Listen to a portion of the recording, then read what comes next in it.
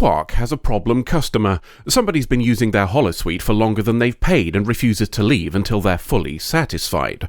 On the plus side, this particular form of adult entertainment is not the one we've come to expect, instead being a famous Klingon battle, and the customer is determined to win. Turning off the power results in a very upset Klingon, but also one so drunk that he believes Odo when he's told the battle is over and it's time to celebrate. He ends up in a holding cell to sleep it off, and Odo tries to get on with some more work, only to be surprised by another Klingon that he didn't see enter. This lad's name is Koloth, and he's asking after the shit-faced warrior from the holosuite. We learn his name is Kor, and that he's pleased to see Koloth. The reverse is less true, and after basically calling him a drunkard, Koloth leaves him there. Odo's complaining about it later in Ops, not least of which because Kor thinks himself quite the singer. Mention of the name catches Dax's attention, and she's able to guess that Koloth was the other guy's name. Back to the security office we go, where Dax asks for Kor to be released. He's a bit confused when Dax introduces herself as the continuation of Curzon Dax, a claim proven with personal data only he knew, but adapts to the new situation well enough, and with only a small amount of sexually inappropriate behaviour. Off we go to find Koloth, who thinks a mere lieutenant at a welcome party is an insult. Kor and Dax explain the situation, though Koloth is rather more reserved at the news and says somebody called Kang must have been unaware of what happened. Dax asks if he's coming too, wondering if it's related to some nebulous past event, and is given the chance to find out from the guy himself.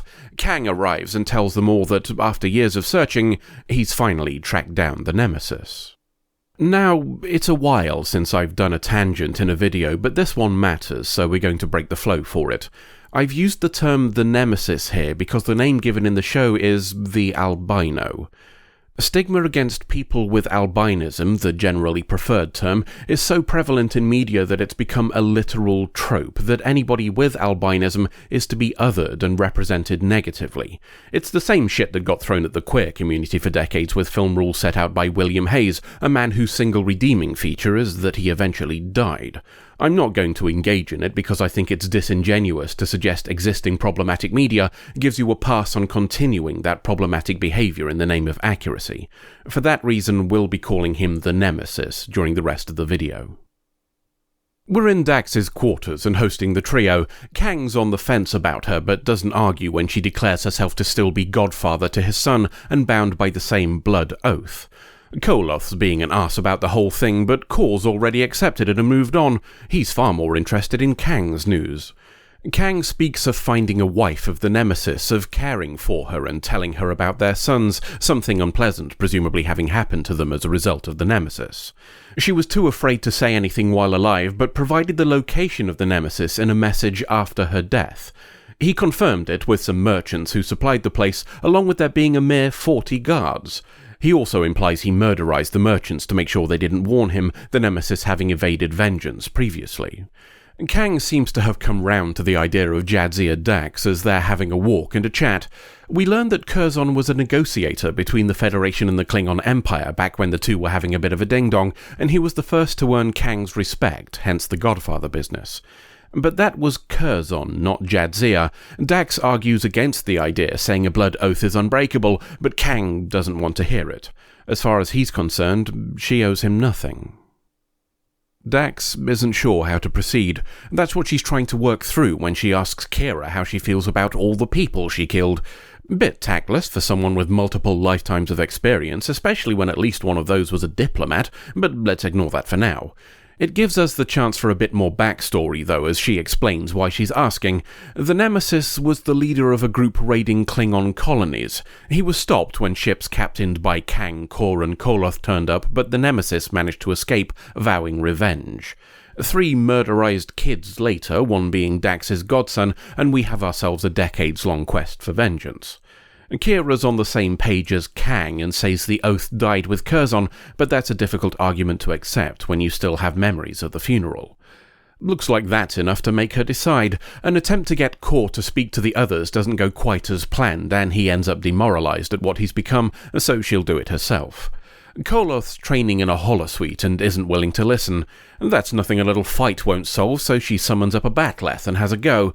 It lasts for a fair while, long enough in fact for Kang and Kor to enter and start watching. She loses in the end, but the performance was enough to convince Koloth of both her intent and her usefulness. He agrees to have her join, a decision that's pissed on by Kang when he outright refuses to have her present. She's not having that and follows him to a table in Quarks. One benefit of being so close a friend that you were made godfather to his son is that Dax has the memories of how he works. The best course, apparently, is annoying the absolute shit out of him. Saying it's dishonourable to deny her vengeance is a pretty good way of doing it, the result being a very angry Klingon and an invitation to join their little jaunt against overwhelming odds. Starfleet officers who do a murder are generally frowned upon, albeit with one or two notable exceptions to the rule.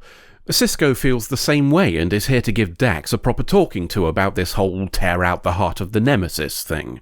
She says she really wants to, though, so after commenting that it might be a tad awkward when she gets back, he leaves. Off we go then to make some plans for a bit of assassination. A slight problem, things don't quite add up. Kang's saying he has data about guards and the like, but it becomes clear that the Nemesis would be woefully underprotected if it's accurate. Dax wants to assume there are significantly more guards and adopt a stealth approach, a suggestion rejected by Kang, who insists on making some noise so the guy knows what's coming.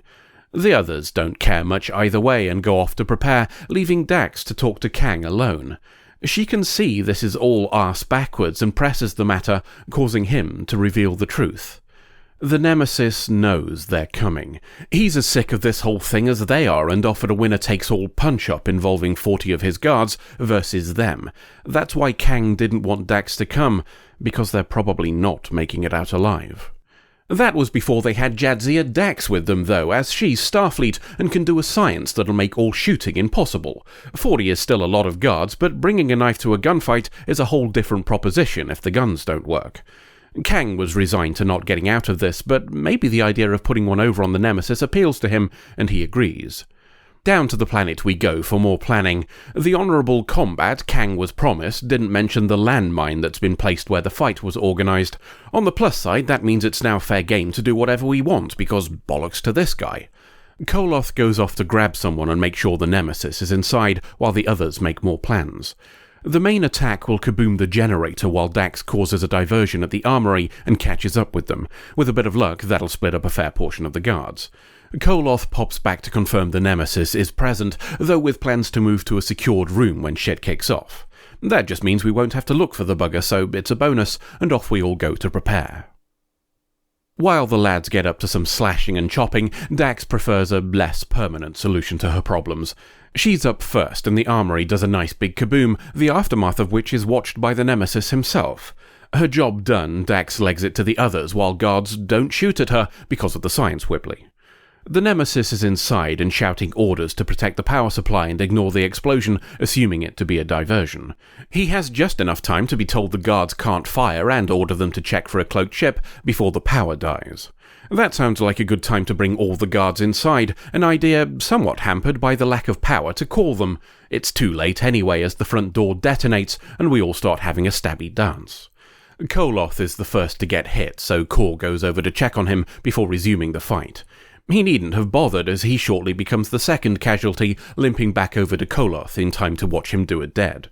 That leaves only Dax and Kang in the fight, the latter of whom has managed to get to the Nemesis. His revenge goes south when he accidentally shatters the tip of his bat'leth on a support and gets a bit stabbed while he's distracted.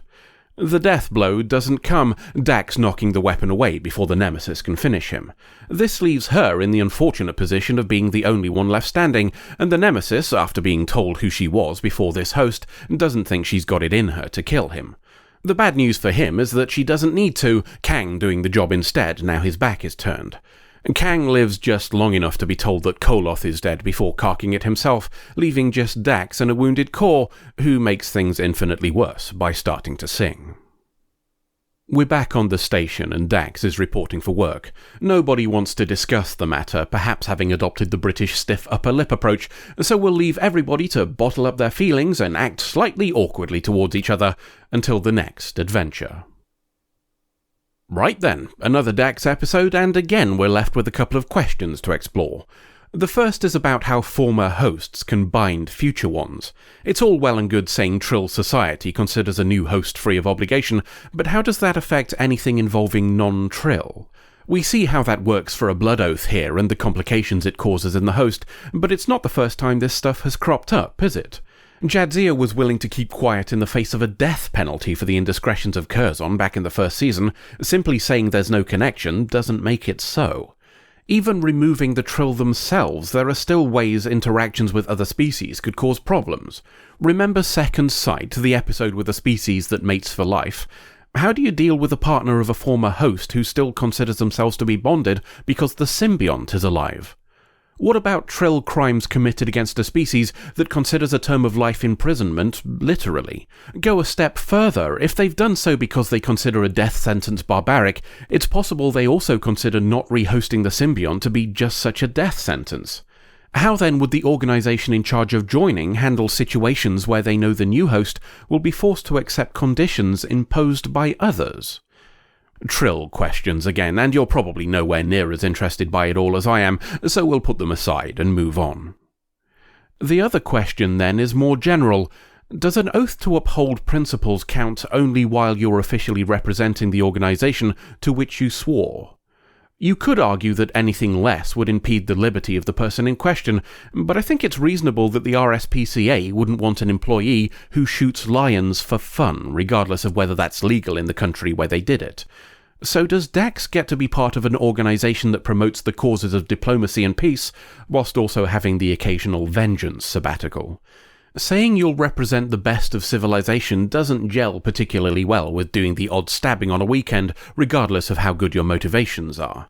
Given how fond Starfleet is of rules and codes and guidance, I think it's likely they'll have something about bringing the organisation into disrepute.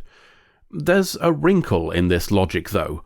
Swap out Dax for Worf from The Next Generation. If he went off and did some stabbing on a weekend, would he be treated similarly? Would it even be right to treat him similarly, or would that constitute an infringement of his beliefs and culture? He certainly isn't wearing that baldric as a fashion statement. It's more complicated than that, though. Returning to our current situation and Dax going off for a stabby holiday, what are the repercussions of punishing her for it? The Klingons might not be a member of the Federation, but they are an ally.